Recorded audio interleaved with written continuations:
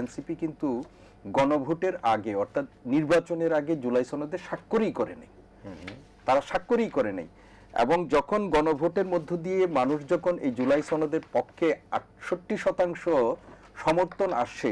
সমর্থন আসার পরে তারা এটাতে স্বাক্ষর করার, এইটা কি কোনো আইনি ভিত্তি বা এটা কি নৈতিকভাবে সমর্থনযোগ্য? কিন্তু আমাদের দেশে তো সেই কাজটাও হয়েছে। জনাব নাহিদ ইসলাম তিনি একটা কথা বলেছেন, সংস্কার বাস্তবায়নের জন্য বিগত অন্তর্বর্তীকালীন সরকারের প্রধান উপদেষ্টা অধ্যাপক ডক্টর মোহাম্মদ ইউনূস এবং সাবেক আইন উপদেষ্টা ডক্টর আসিফ নজরুল সহ উপদেষ্টাদের রাজপথে নেমে আসার তিনি আহ্বান জানিয়েছেন। এখন আমি জানি না এটি কি আহ্বান গণমাধ্যমে থাকবে নাকি না সেই উপদেষ্টারা রাজপথেই আসবেন, আপনার বিশ্লেষণ কি? দেখেন, এনসিপির আহ্বায়ক জনাব নাহিদ ইসলাম তিনি জাতীয় সংসদের বিরোধী দলের হুইপ হিসেবেও দায়িত্ব পালন করছেন এবং তিনি গতকালই সম্ভবত এই বক্তব্যটি তিনি রেখেছেন এবং বলছেন যে বিএনপি খুব গুরুত্বপূর্ণ 10-12টির ব্যাপারে তিনি বলেছেন। আসলে আমরা তো আগে বলেছি যে 98টি তো পাশ করছেন হুবহু, 15টির ব্যাপারে বলেছেন এগুলো অধিকতর সংশ্লিষ্ট যে বিভাগ আছে সেগুলো থেকে কিছু প্রস্তাবনা নিয়ে সেগুলো বিল আকারে উপস্থাপিত হবে এবং বাকি 20টির মধ্যে 4টিকে তারা এখনই হেফাজতে নেওয়া আর কি বা বাতিল করা, এবং বাকি 16টার ব্যাপারেও তারা আরও যাচাই বাছাই করবেন এবং বলেন নাই যে এগুলো বাদ দিয়ে দিবেন এরকম। তাহলে মূল হলো 4টি বিষয়ের, এই 133টির ব্যাপারে 104টি, আর বাকিগুলো অধ্যাদেশ আকারে মানে অধ্যাদেশ হিসাবে যাবে না, কিন্তু বিএনপি বলছে যে সেগুলো তারা বিল আকারে জাতীয় সংসদে বিল আকারে উপস্থাপনের মধ্য দিয়ে সেগুলো তারা পাশ করবেন বা এই ধরনের এক ধরনের বক্তব্য তাদের পক্ষ থেকে আছে। এখন দেখেন যে জুলাই সনদটা নিয়ে আমাদের যে বিষয়গুলো হয়েছে, একটা জগাখিচুড়ি তো এখানে আছে। আপনি দেখেন যে এনসিপি এখন বলছে যে এই জুলাই সনদকে তারা বলছেন, সেই এনসিপি কিন্তু গণভোটের আগে অর্থাৎ নির্বাচনের আগে জুলাই সনদে স্বাক্ষরই করে নেই, তারা স্বাক্ষরই করে নেই। এবং যখন গণভোটের মধ্য দিয়ে মানুষ যখন এই জুলাই সনদের পক্ষে 68% সমর্থন আসার পরে তারা এটাতে স্বাক্ষর করার, এইটা কি কোনো আইনি ভিত্তি বা এটা কি নৈতিকভাবে সমর্থনযোগ্য? কিন্তু আমাদের দেশে তো সেই কাজটাও হয়েছে। উনি যেটা বলেছেন যে ঐক্যমত্য কমিশন সংবিধান সংস্কার অধ্যাদেশ বা সংবিধান অধ্যাদেশ যেটা গঠন করা বা সংবিধান কমিশন যেটা পরিষদ যেটা গঠনের কথা বলা হয়েছে, যেটা বিএনপি নেয় নাই, শপথ নেয় নাই, বিরোধী দল যেটা শপথ নিয়েছে, সেই ধরনের বিষয়গুলো নিয়ে এক ধরনের মানে আমরা বলবো যে কি একটা বলবো যে জগাখিচুড়ি অবস্থা তৈরি কিন্তু করা হয়েছিল এবং সেই কারণেই কিন্তু এটা নিয়ে বিতর্ক হয়েছে। আবার আমার জুলাই সনদের জাতীয় সনদ হিসাবে যেটি ঐক্যমত্য কমিশন কর্তৃক, এটিও আমাদের হাতে আছে।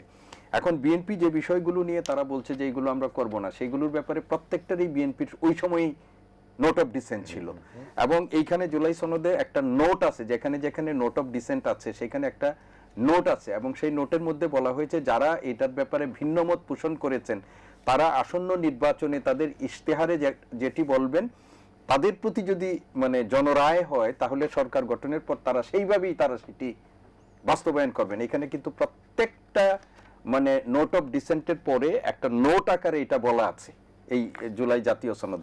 এখন বিএনপি বলছে যে এগুলো প্রত্যেকটার ব্যাপারেই আমার নোট অফ ডিসেন্ট আছে এবং সেইখানে নিয়ে তারা বলছে এবং বিএনপির পক্ষ থেকে বলা হচ্ছে যে যে সবচেয়ে বড় যেটা গণভোটের বিষয় নিয়ে যে কথাটি বলা হচ্ছে সেখানে তারা বলছে যে জুলাই সনদের এই গণভোট অধ্যাদেশ মানে সংসদে বিল আকারে উপস্থাপন না করা মানে এই না যে গণভোট অবৈধ হয়ে যাবে, গণভোট তো হয়ে গেছে এবং বিএনপি সেটা তারা বলছে যে আমরা জুলাই সনদকে ধারণ করি এবং এটাকে আমরা বাস্তবায়ন করব। কিন্তু কিছু ইস্যুতে তারা নিজেদের মতো করে যেগুলো নোট অফ ডিসেন্ট দিয়েছে, যেগুলো তারা বলছে যে আমরা নির্বাচনী ইশতেহারে আমরা যেগুলো বলেছি সেটা তো মেনে নিয়েই আমাদেরকে মানুষ ম্যান্ডেট দিয়েছে, 2/3 মেজরিটি দিয়ে আমাদেরকে ম্যান্ডেট দিয়েছে, অতএব আমরা এটা আমাদের মতো করে করব।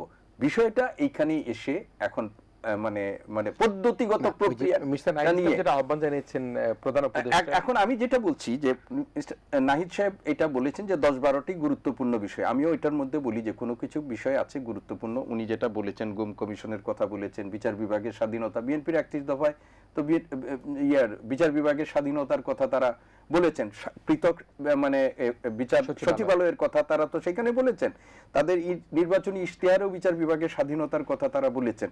তো তারা এই ইশতেহার এবং 31 দফা বাস্তবায়ন করবে, কিন্তু এখন মানে অবস্থা দৃষ্টে মনে হচ্ছে তারা এই প্রক্রিয়ার মধ্য দিয়ে করবেন না, তারা তাদের যে নির্বাচনী অঙ্গীকার, তাদের যে 31 দফায় আছে সেইভাবে করবে। এখন নাহিদ ইসলাম সাহেব যেটি বলেছেন যে অধ্যাপক ইউনূসকে তিনি আহ্বান জানিয়েছেন রাস্তায় নেমে আসার জন্য, আইন যিনি উপদেষ্টা ছিলেন ডক্টর আসিফ নজরুলকে আহ্বান জানিয়েছেন। আসিফ নজরুল সাহেব একটা সাক্ষাৎকার দিয়েছেন, তার একটা সাক্ষাৎকার ইতিমধ্যেই প্রকাশিত হয়েছে প্রথম আলোতে, একটা সাক্ষাৎকার এই বিষয়ে তিনি কিছু কথা বলেছেন, আমি যদিও পড়ে দেখিনি পুরোটা। এখন সময়ে বলবে যে তারা আসবেন কিনা, তারা আসবেন কিনা এটা সময়ই বলবে, এবং তিনি তো আহ্বান জানাতেই পারেন। এবং এমনকি রাজপথে ফয়সালা করার জন্য একটু আগে আপনি বলেছেন যে জামাতের আমির বলেছেন রাজপথ পরিচিত, কিন্তু যাদের বিরুদ্ধে তারা বলছেন এবং যাদের সরকারে 2/3 মেজরিটি নিয়ে গেছেন তারাও কিন্তু রাজপথের মানুষ, তারাও দীর্ঘ 17 বছর ধরেই রাজপথে লড়াই সংগ্রাম করেছেন, করেই এসেছেন। ফলে রাজপথে কিন্তু এখন সবাই নামবে, রাজপথ কেবলমাত্র এক দলের হয়ে যাবে এটা ভাবার কোনো কারণ নাই। ফলে আমরা মনে করি যে এই যারা আমাদের রাজনৈতিক দলগুলো আছে তারা রাজপথে যাওয়ার আগে জনগণ কিন্তু তাদেরকে একটা সুযোগ তৈরি করে দিয়েছে সংসদে, এবং সংসদে যেগুলোর মীমাংসা করা যায়, যেগুলো মীমাংসা যোগ্য, সেইগুলো যদি রাজপথে টেনে এনে আবার মানুষকে মনে করে যে তারা সবাই তাদের সাথে চলে যাবে, সেইটি কিন্তু নাও হতে পারে। ফলে আমরা মনে করি যে রাজনীতিতে অনেক কথা বলা হয়, রেটরিক হয়, রাজনীতিতে অনেক ধরনের বাকযুদ্ধ হয়, কিন্তু কার্যক্ষেত্রে পরে কি হয় সেটার জন্য আমাদের অপেক্ষা করতে হয়। তো আমরা এখন একটা রক্তক্ষয়ী গণ অভ্যুত্থানের মধ্য দিয়ে বহু মানুষের আত্মত্যাগের মধ্য দিয়ে গেছে, এবং এই সংসদে যারা আছে, ডেপুটি স্পিকার কিন্তু একটা কথা বলেছেন যে পৃথিবীর ইতিহাসে এটা একটা বিরল সংসদ।